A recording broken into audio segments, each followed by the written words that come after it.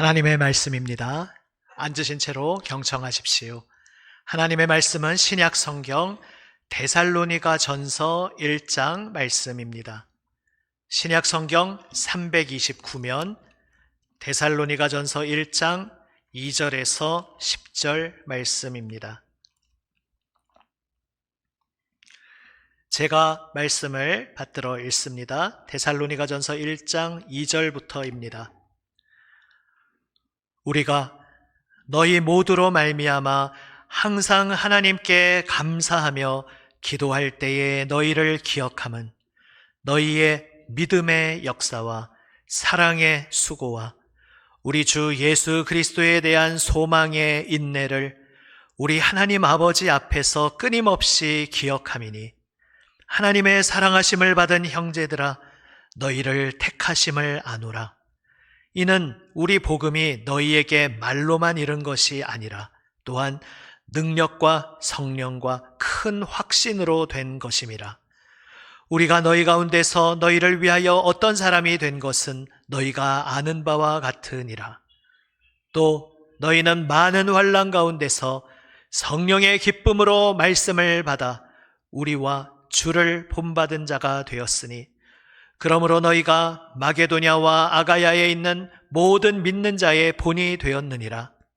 주의 말씀이 너희에게로부터 마게도냐와 아가야에만 들릴 뿐 아니라 하나님을 향하는 너희 믿음의 소문이 각처에 퍼졌으므로 우리는 아무 말도 할 것이 없노라. 그들이 우리에 대하여 스스로 말하기를 우리가 어떻게 너희 가운데에 들어갔는지와 너희가 어떻게 우상을 버리고 하나님께로 돌아와서 살아계시고 참되신 하나님을 섬기는지와 또 죽은 자들 가운데서 다시 살리신 그의 아들이 하늘로부터 강림하실 것을 너희가 어떻게 기다리는지를 말하니 이는 장래의 노하심에서 우리를 건지시는 예수시니라. 아멘. 할렐루야. 주님의 사랑받는 성도 여러분, 이 세상 누구나 살아가면서 기쁜 삶을 살기 원합니다. 그런데 기쁨이란 참 이상합니다. 형편이 좋아지면 기쁨이 올 것 같은데 막상 형편이 좋아진다고 기쁨이 꼭 오는 것도 아니고 잠시 기쁜 감정이 든 것 같지만 또 금방 쉬 사라지는 것도 경험하게 됩니다. 반대로 형편이 어려운데도 마음 깊은 곳이 흔들리지 않는 사람도 있습니다. 바로 오늘 본문에 그러한 사람들이 나옵니다. 데살로니가 교회 성도들이었습니다. 오늘 본문 6절 말씀처럼 그들은 환난 가운데서, 많은 환난 가운데서 성령의 기쁨으로 말씀을 받았다, 기뻐하며 살았다 말씀하고 있습니다. 환난이 없어야 기뻐할 수 있을 것 같은데 무거운 환난 속에서, 그러나 그 짓누르는 무게 속에서도 성도들의 마음 한가운데에 세상에서는 상상도 할 수 없는 다른 종류의 기쁨이 있었다는 사실입니다. 질문을 떠올리게 됩니다. 환난 속에서 기뻐하다니 그게 가능합니까? 그 가능했던 이유를 사도 바울은 한마디로 말합니다. 성령. 바로 성령께서 그들의 마음에 말씀을 들려주셨기에, 복음을 새겨주셨기에 거기에서부터 성령의 기쁨이 솟아나고 그 성령의 기쁨이 모든 환난을 능히 이기며 기뻐할 수 있게 하였다 말씀하고 있습니다. 마치 태양이 떠오르면 사람의 어떤 힘으로도 걷어낼 수 없었던 한밤중의 어둠의 장막들, 그것들이 다 물러가듯이 성령께서 우리 마음에 빛을 비추실 때, 성령께서 우리 마음 가운데 찾아오실 때 우리를 뒤덮고 있던 모든 절망의 어둠이 우리를 장악하지 못하고 우리의 전부가 되지 못하고 다 사라져 버린다는 믿음의 비밀을 오늘 말씀이 우리에게 보여주고 있습니다. 이제 오늘 본문을 차근차근 하나씩 짚어가면서 그 기쁨의 비밀에 대해 생각해 봅니다. 바울은 2절에서 고백합니다. 내가 여러분 데살로니가 교회 성도 여러분을 생각할 때마다 하나님께 감사드리게 됩니다. 그리고 그들이 걸어가고 있는 그 발걸음을 기억하면서 기도하고 있다 말합니다. 그들이 어떤 삶을 살고 있는지에 대해서 3절에서 3가지 인상적인 표현을 들려주고 있습니다. 믿음의 역사, 사랑의 수고, 소망의 인내입니다. 눈치가 빠르신 분은 많이 듣던 3가지 단어가 여기 나온다는 것을 알아채셨을 것입니다. 고린도전서 13장, 소위 사랑장이라고 불리는 것, 내가 천사의 말을 하든 산을 옮기는 믿음이 있든 어떤 놀라운 기적을 행하고 심지어 내 온몸을 불사르게 내어준다 해도 사랑이 없으면 아무것도 아니다 하며 사랑은 오래 참고 사랑은 온유하며 그 우리가 잘 알고 있는 고린도전서 13장 사랑장 말씀의 마지막 대미를 이렇게 장식하고 있지 않습니까? 그런즉 믿음, 소망, 사랑은 영원히 늘 있을 것인데 그 중에 제일은 사랑이라.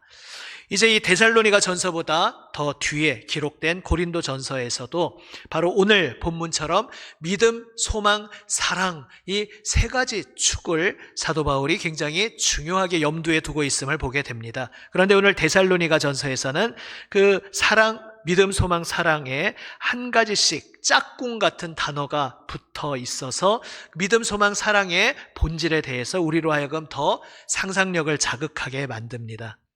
믿음의 짝꿍은 무엇인가 하면 바로 역사입니다. 이것은 그 히스토리, 그 역사가 아니라 이제 일한다, 성령의 역사 이렇게 할 때 그 일한다는 의미의 역사입니다. 한자가 다르죠.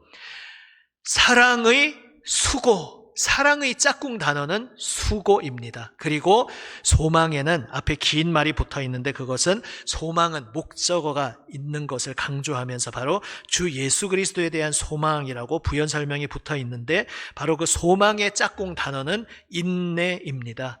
여기에서 이 짝꿍 단어를 가만히 들여다보고 묵상해 보면 믿음, 소망, 사랑의 본질이 무엇인지 우리에게 귀한 통찰력을, 깨달음을 주게 됩니다. 믿음은 역사로 일하는 것으로 나타난다는 것이죠. 다시 말해 믿음은 그냥 머리로 지적으로 내가 동의해, 나도 그렇게 인정해 라고 끄덕끄덕 하는데 그치는 것이 아니라 내 삶의 구체적인 일함으로 내가 무언가 움직이고 행동하고 실천하는 일로, 역사로 나타나는 것이 믿음의 본질이다, 믿음의 그 생명 정수다 말씀하고 있는 것입니다. 또한 사랑의 짝꿍은 수고입니다.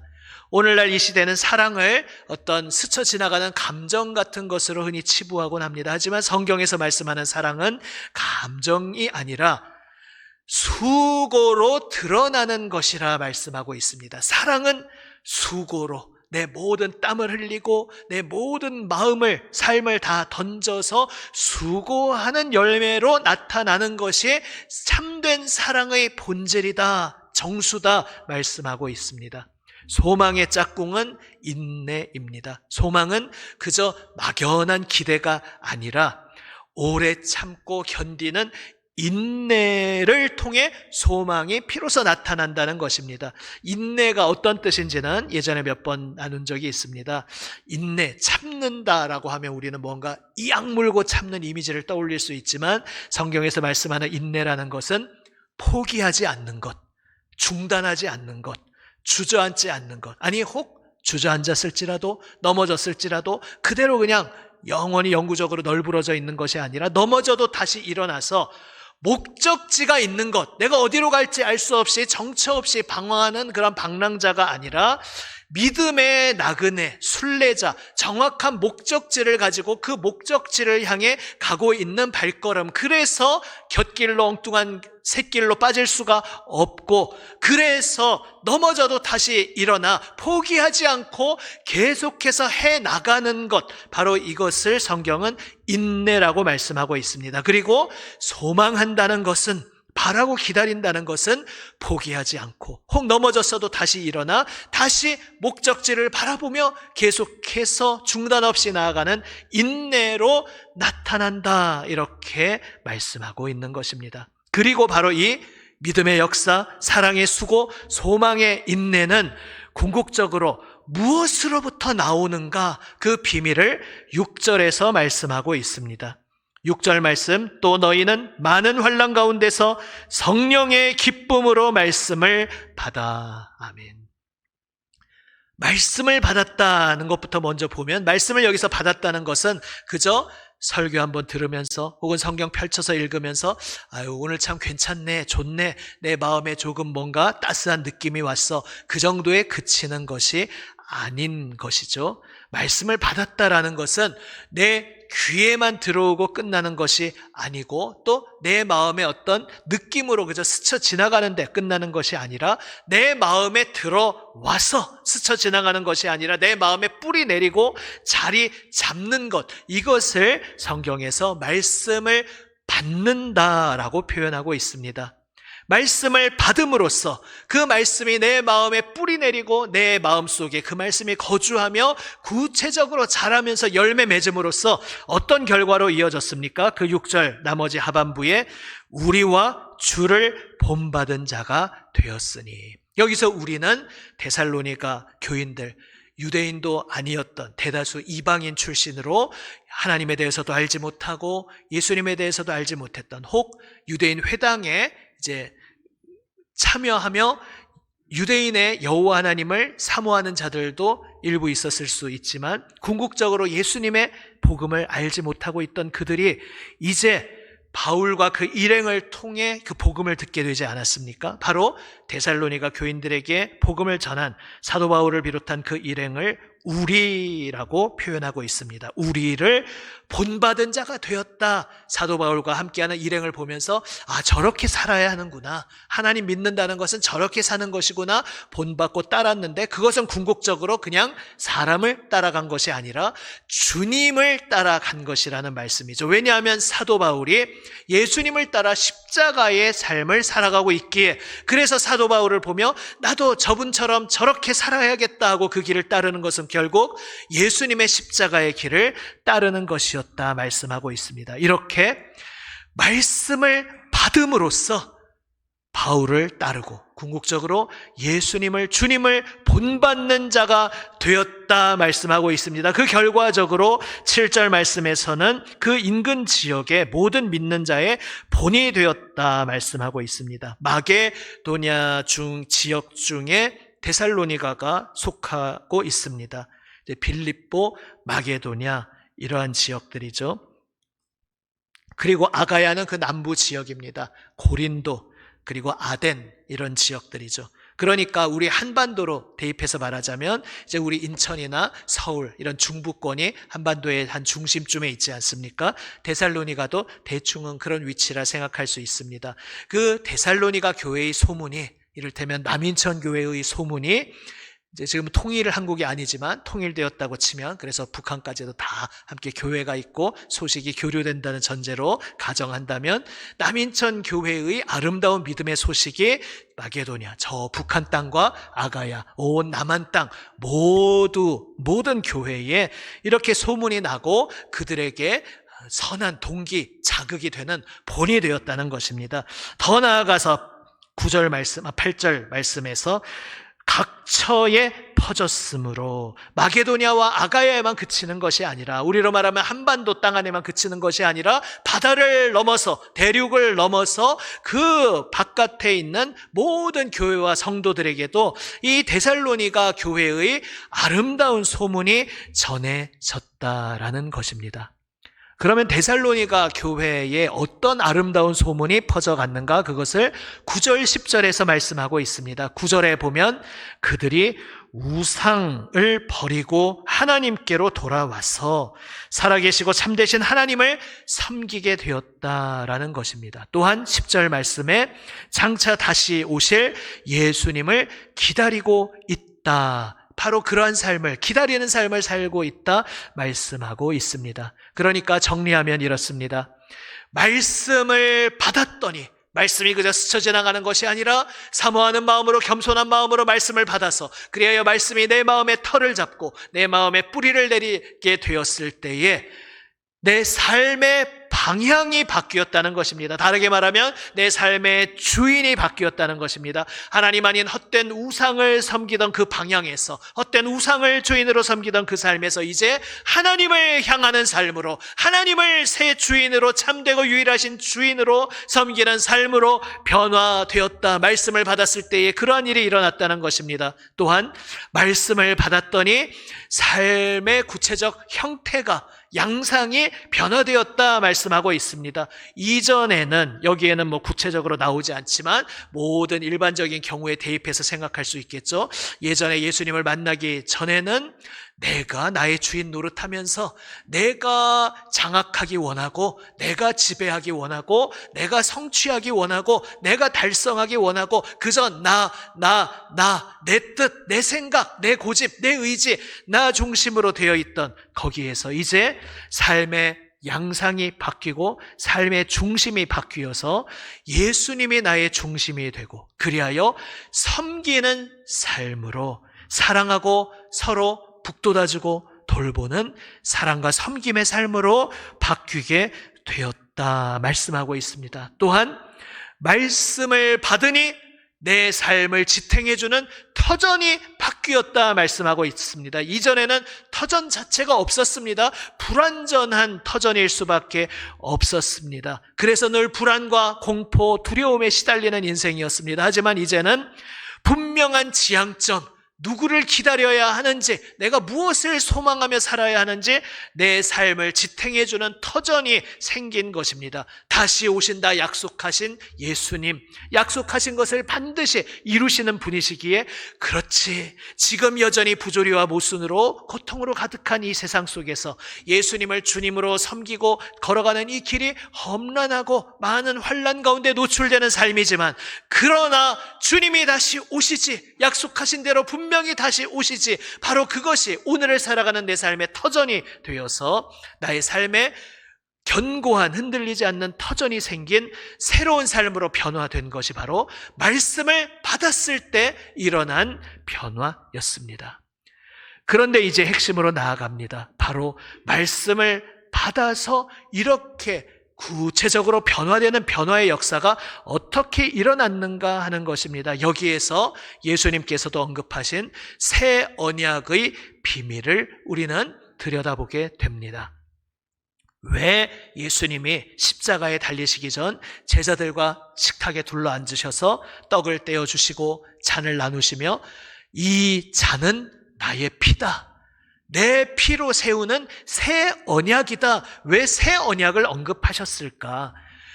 유대인들에게 있어서 언약이라는 것은 그들의 생명과 같은 것입니다. 왜 그들이 할례를 받아야지, 또 율법을 지켜야지, 하나님 앞에 경건히 살아야지 이렇게 하는 모든 이유가, 우리는 하나님께서 우리에게 오셔서 언약을 맺어주신 백성이다, 바로 그 정체성으로 살고 있었기에 유대인들에게 있어서 언약은 중요합니다. 중요하다는 말을 뒤집어 말하면 그 언약을 건드리면, 함부로 건드리면 그것은 곧 죽음으로 직결되는 것입니다. 그런데 예수님은 담대하게도 지금까지 유대인들이 생명처럼 붙잡고 있었던 그 모세를 통해 시내산에서 율법을 주시고 성막을 주시고 나중에 결국 성전을 주시는 것까지 이어지는 그 모든 언약을 옛 언약이라고 부를 수밖에 없도록 새 언약을 말씀하십니다. 왜 예수님께서 새 언약을 말씀하시는가? 우리 그리스도인들에게는 이제 너무 당연히 익숙하게 잘 알고 있는 내용이죠.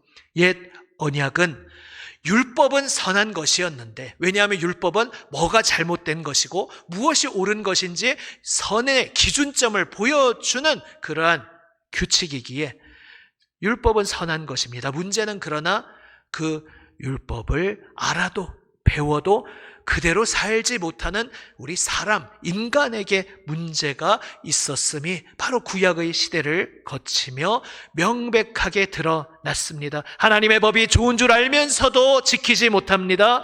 결심해도 무너집니다. 다짐해도 다시 쳇바퀴 돌듯이 허물과 죄가 반복됩니다. 그러한 딜레마에 빠져 있는 백성들에게 예수님이 찾아오시고 이제 새 언약을 말씀하십니다. 그것은 예수님이 갑자기 툭 말씀하신 것이 아니라 이미 구약시대에 하나님께서 선지자를 통해 약속하신 것이었습니다.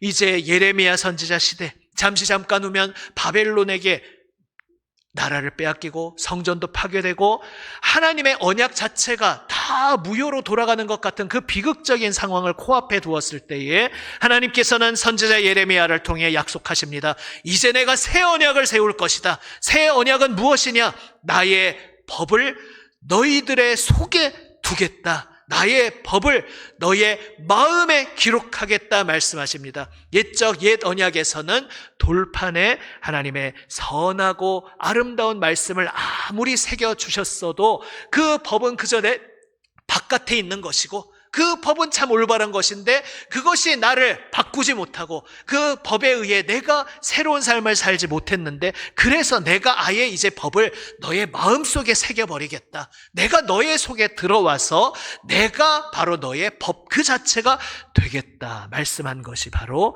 예레미야 또 에스겔 선지자를 통해서 주신 말씀, 돌 같은 마음을 살덩이처럼 부드러운 새 마음으로 마음을 아예 새롭게 바꿔주겠다. 나의 법을 너의 마음에, 돌판이 아니라 마음에 새겨주겠다. 나의 영을 너희에게 부어주겠다. 나의 영, 하나님의 영이 우리 속에 들어온다는 것, 결국 하나님이 우리 속에 들어오신다는 것이죠. 내가 너희들의 속에 들어가서 내가 너희 안에 거하며 너희를 내가 새롭게 해주겠다 말씀하신 것입니다. 그래서 하나님께서는 그저 바깥에서 구경하시면서 힘내라 힘내라 그저 바깥에서만 응원하시는 분도 아니고 또 바깥에서 이놈 내가 너에게 명령을 줬는데 잘 지키는지 어기는지 한번 두고 보면 채점하겠다라고 점수 매기고 계시는 그러한 하나님이 아니라 우리의 속에 들어와서 바로 예수님의 십자가 보혈의 죽음, 생명까지 내어주시며 그 생명을 다 바쳐 자신의 모든 것을 던지심으로 우리의 죄를 씻어주시고 그리하여 죄인에게는 하나님의 영이 올 수 없었으나 이제 우리의 죄를 예수님의 피로 다 씻어주셨기에 드디어 하나님의 영이 우리에게 오실 수 있게 되었고 이제 하나님의 영이 우리 속에 들어와 우리 안에 거하시며 우리를 새롭게 하시겠다는 것이 바로 예수님이 말씀하신 새 언약의 핵심인 것입니다. 그래서 새 언약의 중심에는 당연히 모든 기초가 되는 우리를 위해 피 흘리시고 죽으신 예수님의 보혈, 십자가 죽음이 새 언약의 터전이지만 또 다른 측면으로 표현하면 새 언약의 핵심은 알맹이는 성령께서 우리 속에 오셔서 우리 안에서 살아계시며 역사하신다는 것, 바로 이것이 새 언약의 정수인 것입니다. 억지로 끌고 가는 인도가 아닙니다. 우리 스스로도 하나님의 법을 사모하며 하나님의 뜻대로 살기를 간절히 원하도록 우리 마음 자체를 바꾸시는 역사가 바로 예수님 보혈의 역사, 성령의 역사, 새 언약의 역사인 것입니다.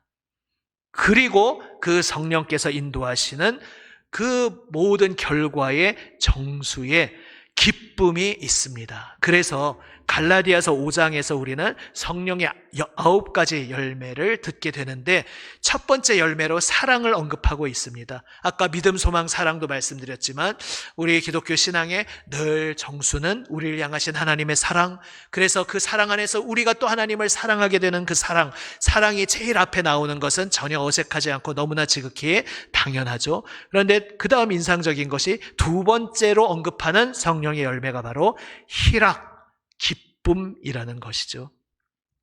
얼만큼 기쁨이 성령과 함께 살아가는 우리의 인생의 핵심적인 것인지를 보게 됩니다. 여기서 잠시 곁길로 빠져서 이런 묵상을 해볼 수도 있죠.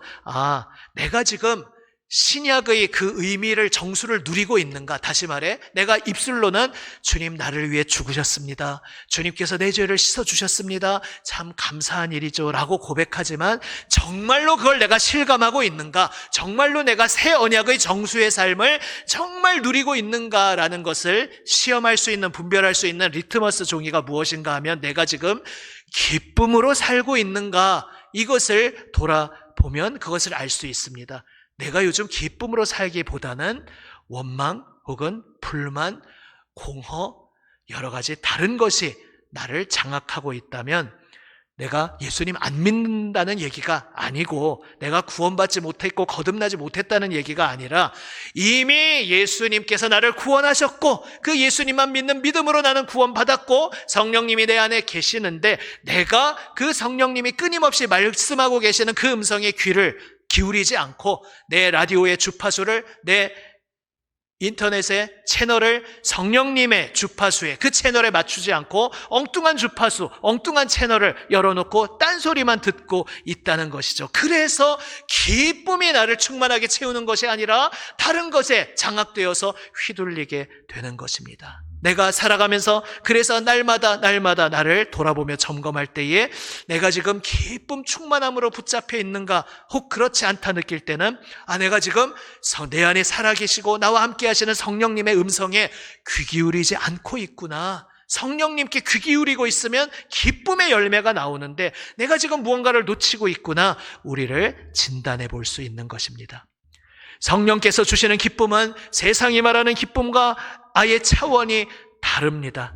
그래서 주님께서도 세상이 줄 수 없는 평안, 세상이 줄 수 없는 기쁨, 오직 예수님을 통해 결국 성령님이 우리 안에 오심으로써 그 평안을 또한 그 기쁨을 누릴 수 있다 말씀하셨던 것입니다. 태풍이 거센 풍랑이 바다를 어지럽히고 있을 때 그 바닷물 위에 떠 있는 배, 그 배를 타고 있는 우리 사람은 그 풍랑 때문에 죽을 것만 같은 지경이지만 그 바다 풍랑이 아무리 일고 있는 시간이라도 그 바다 깊은 곳으로 수심 깊이 내려가면 거기에서는 그것과는 별개로 잠잠한 고요함이 있듯이 우리의 인생에 여러 가지 어려움이 닥쳐올 때 나는 믿음이 성숙한 자니까 하나도 안 힘들어. 이거는 말이 안 되죠. 어려움이 닥쳐올 때 누구든 힘겹습니다.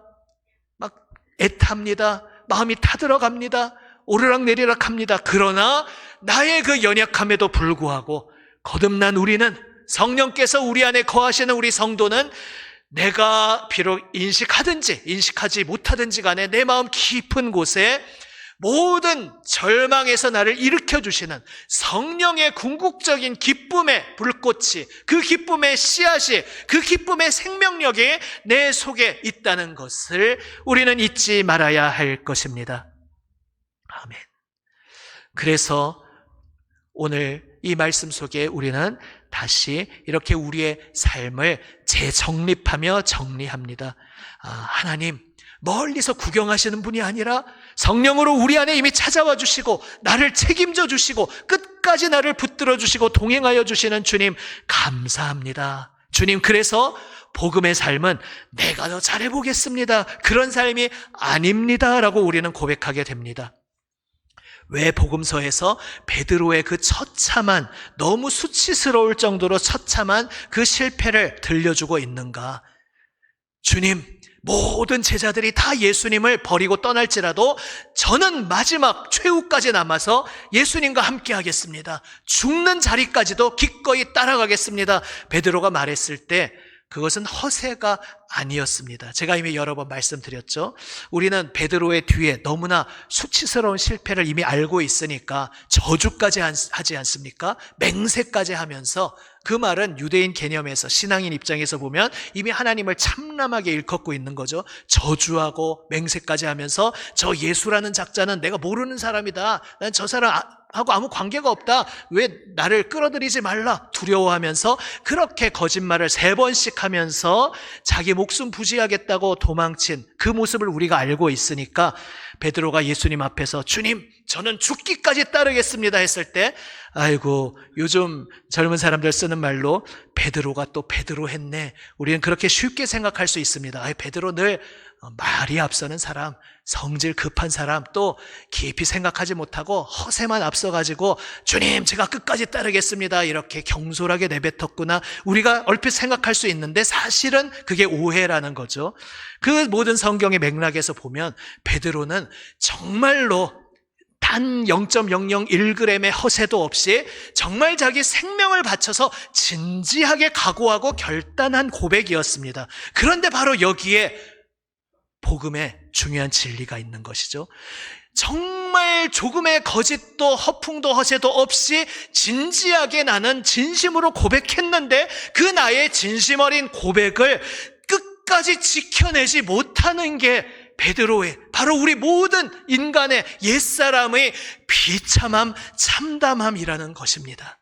그리하여 예수님을 3번씩 모른다고 저주하고 맹세하며 부인하며 도망쳤다가, 그것도 무슨 칼을 들고 창을 들고 군인들이 와서 말하는 게 아니라 그냥 모닥불 쬐다가 곁에 있던 그냥 평범한 사람이 질문하고 여종이 질문하고 하는데, 거기에서 두려워하면서 도망쳤는데 정신을 차리고 나서 얼마나 자기 자신이 환멸스러웠겠습니까? 그러나 거기에서 나 같은 게 이게 무슨 가치가 있는가, 이렇게 무너진 것이 아니라 바로 예수님의 은혜 가운데 주님께서 말씀하셨죠. 그렇게 끝까지 따르겠습니다라고 할 때 예수님이 아니야, 너는 닭이 2번 울기 전에 그 새벽에 나를 3번이나 부인할 거야 말씀하신 것이, 이놈 자식아, 이 허풍장의 놈아, 내가 너의 정체를 알고 있다, 이렇게 말씀하신 것이 아니라 예수님이 알고 있었다는 것을 베드로에게 기억시켜 주신 것이죠. 그것이 베드로가 영영 도망가 버리고 떠난 것이 아니라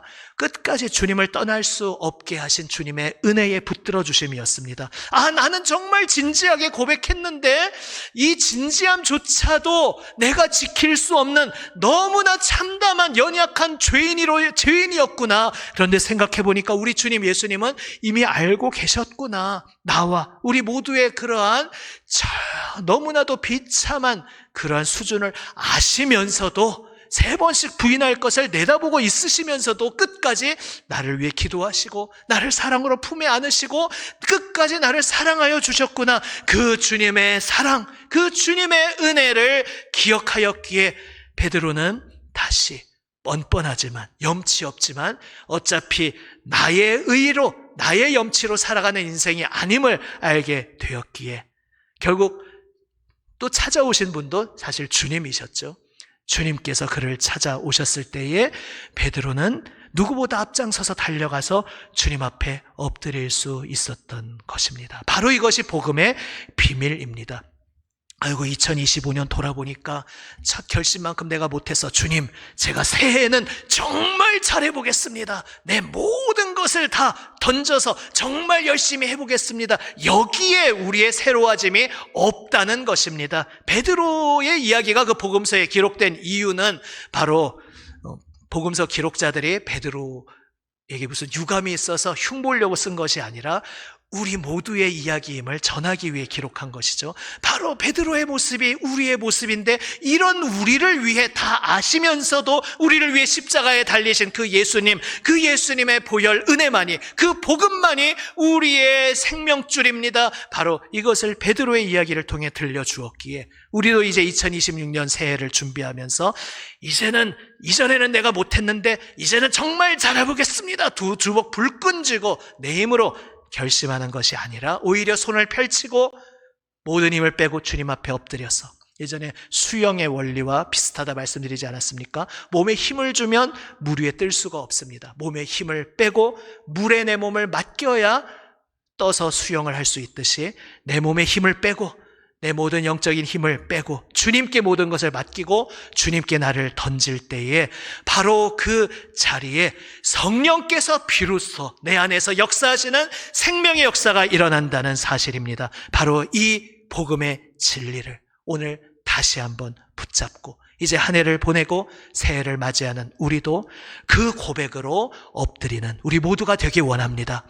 나의 의로, 나의 결심으로 하는 것이 아니라, 그렇게 되니까 만약에 그렇게 자꾸 삐딱하게 가면 잠깐은 뭔가 좀 작심해서 며칠은 하는 것 같지만 나의 의로 자꾸 결심하면서 하니까 그렇지 못한 사람들을 보면서 자꾸 정죄하게 되고, 바로 그게 바리새인의 루트인 것이죠.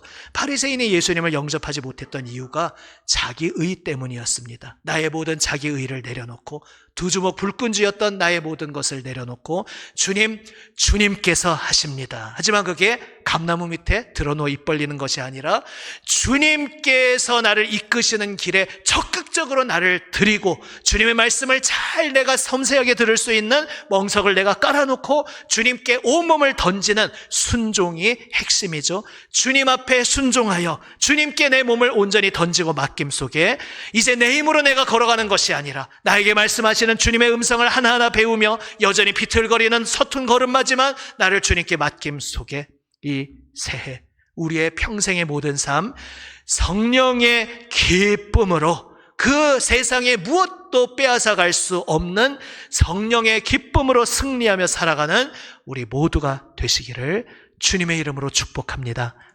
기도하시겠습니다.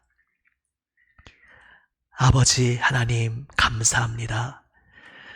나의 힘으로 살 수 있다 착각했습니다. 주님께서 은혜 베풀어 주셨으니 이 은혜에 보답하기 위해 이제부터 내가 두 주먹 불끈 쥐고 정말 열심히 잘해보겠습니다. 이것이 신앙생활인 줄로 착각할 때도 있었습니다. 주님, 다시 한번 저희의 모든 자기의를, 내 고집을, 주님을 위한다고 하지만 결국 내가 나의 주인 노릇하려 했던 모든 것을 다 주님 앞에 내려놓습니다. 주여, 나의 삶의 중심 되시는 주 예수님 앞에 엎드려 내 안에 이미 찾아와 계시고 나에게 말씀하고 계시는 성령님의 인도하심을 따르는 우리 모두가 되게 하여 주시옵소서. 날마다 주님 말씀 앞에 엎드려 그 말씀의 귀 기울임 속에 오늘도 나의 모든 것을 성령님께 내어 맡기고 주님의 인도하심 속에 성령의 기쁨으로 이 길을 걸어가는 우리 모두가 되게 하여 주시옵소서. 우리 구주 예수 그리스도의 이름으로 기도드립니다. 아멘.